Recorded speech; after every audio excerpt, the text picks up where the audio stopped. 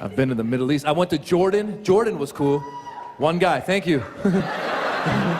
Jordan is great, man. We got to Jordan. I was part of the Axis of Evil comedy tour we went to do in Jordan, and I showed up, and the shows were sold out. And I go, hey, Habibi, how did you guys know about us? He goes, Habibi, we saw you on YouTube. We saw you on YouTube. I saw it on YouTube. And I have a lot of clips on YouTube, and you can go and watch my clips on YouTube, and it's pretty cool. But what's even more interesting is reading the comments that people make, because you realize that people making comments on YouTube are crazy. Yeah. Because the first time I started reading it, I started reading, the first guy was like, you know, I like this guy. I was like, great. And the second guy goes, this guy rocks. I'm like, cool. And then the third guy goes, this guy sucks. And I was like, what the hell? That's not cool. But then suddenly the first guy came to my defense. He goes, I'm going to find you and kill you.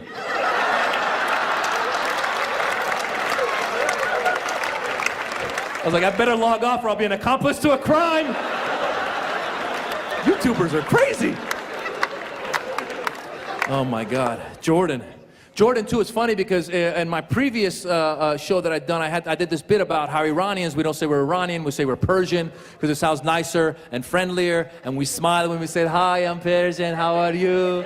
Hi. We talk like this, hi, how are you? And I said, you know, we say we're Persian like the cat, meow, meow.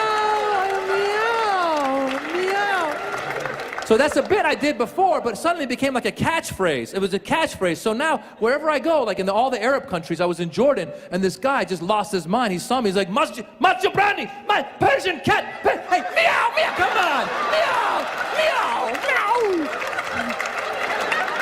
I am dog, woo, woo, I eat you, come on, woo, woo, woo, meow, woo, woo. Like, calm down, Habibi. Woo, woo.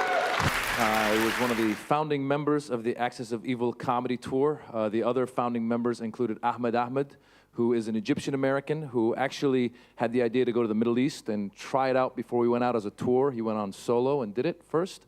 Then there was Aaron Cater, who was the Palestinian American. And then there was me, the Iranian American of the group. Now, being Iranian American presents its own set of problems, as you know. Those two countries aren't getting along these days. So it causes a lot of inner conflict, you know, like part of me likes me, part of me hates me. Part of me thinks I should have a nuclear program, the other part thinks I can't be trusted with one. These are dilemmas I have every day. But I was born in Iran. I'm now an American citizen, which means I have the American passport, which means I can travel. Yeah, because if you only have the Iranian passport, you're kind of limited to the countries you can go to with open arms, you know, Syria, Venezuela, North Korea.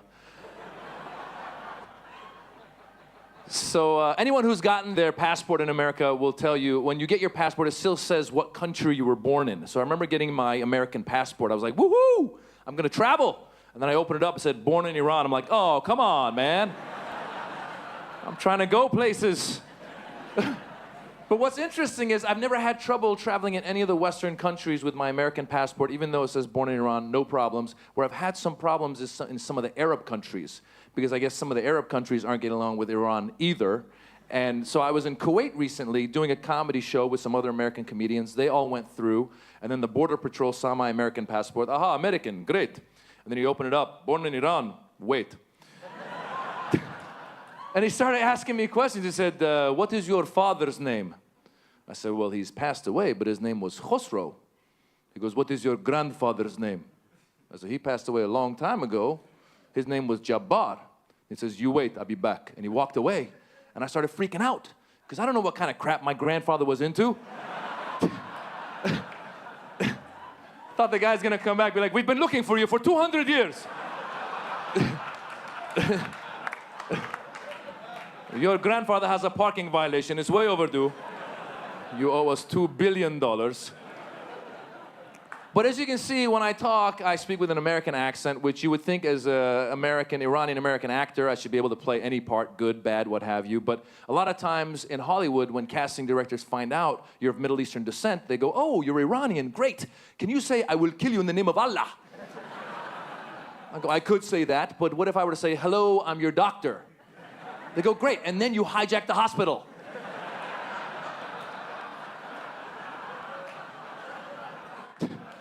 Like, I think you're missing the point here.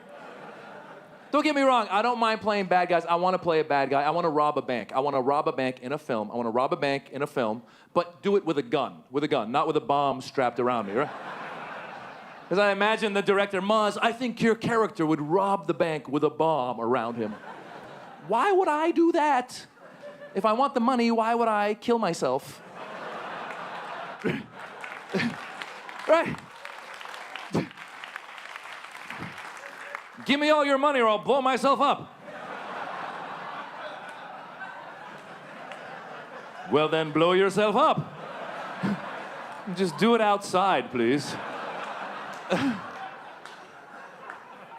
But the fact is, there's good people everywhere. That's what I try and show in my stand-up. There's good people everywhere. All it takes is one person to mess it up. Like a couple months ago in Times Square in New York, there was this Pakistani Muslim guy who tried to blow up a car bomb. Now, I happened to be in Times Square that night doing a comedy show. And a few months before that, there was a white American guy in Austin, Texas, who flew his airplane into the IRS building. And I happened to be in Austin that day doing a stand-up comedy show. Now, I'll tell you, as a Middle Eastern male, when you show up around a lot of these activities, you start feeling guilty at one point. I was watching the news, I'm like, am I involved in this crap?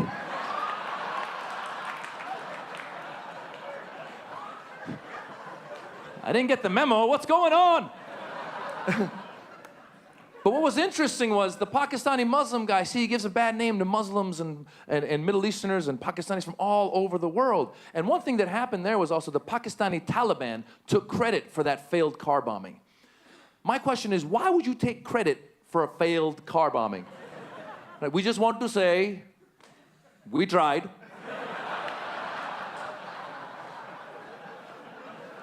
And furthermore, it is the thought that counts.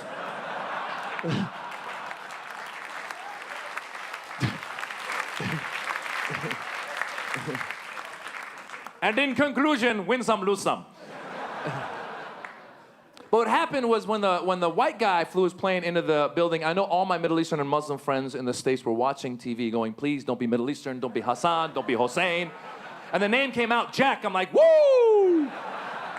That's not one of us. But I kept watching the news in case they came back. They were like, before he did it, he converted to Islam. Damn it! Why, Jack? Why? But the fact is, I've been lucky to get a chance to perform all over the world. And I did a lot of shows in the Middle East. I just did a 7-country solo tour. I was in Oman, and I was in Saudi Arabia. I was in Dubai. And it's great. There's good people everywhere. And you learn great things about these places. I encourage people always to go visit these places. For example, Dubai, cool place. They're obsessed with having the biggest, tallest, longest, as we all know. They have a mall there, the Dubai Mall. It is so big, they have taxis in the mall. I was walking, I heard beep, beep. I'm like, what are you doing here? He goes, I'm going to the Zara store. It's 3 miles away. Out of my way, out of my way, out of my way.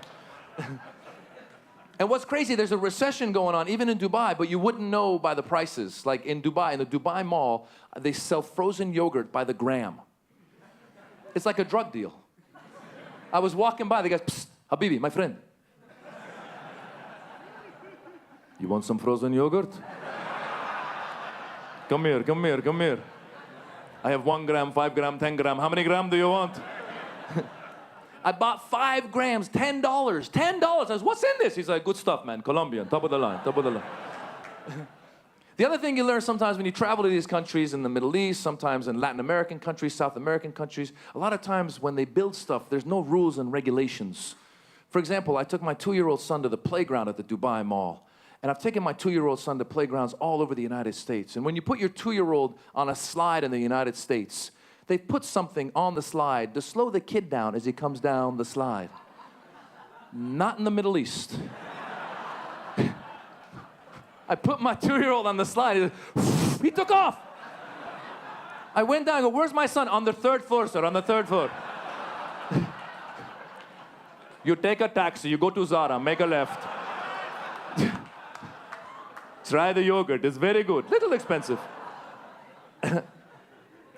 But one of the things I try to do with my stand-up is to break stereotypes. And I've been guilty of stereotyping as well. I was in Dubai, and there's a lot of Indians who work in Dubai. And they don't get paid that well. And I got in my head that all the Indians there must be workers. And I forgot there's obviously successful Indians in Dubai as well. I was doing a show, and they said, we're going to send a driver to pick you up. So I went down to the lobby and I saw this Indian guy. I go, he's got to be my driver. Because he was standing there in like a cheap suit, thin mustache, staring at me. So I went over, excuse me, sir, are you my driver? He goes, no, sir. I own the hotel. I go, I'm sorry, then why were you staring at me? He goes, I thought you were my driver.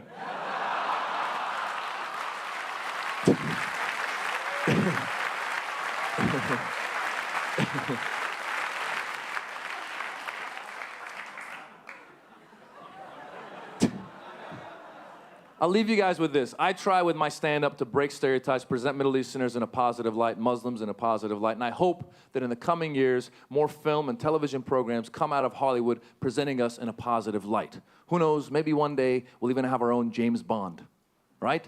My name is Bond, Jamal Bond. Till then, I'll keep telling jokes. I hope you keep laughing. Have a good day. Thank you.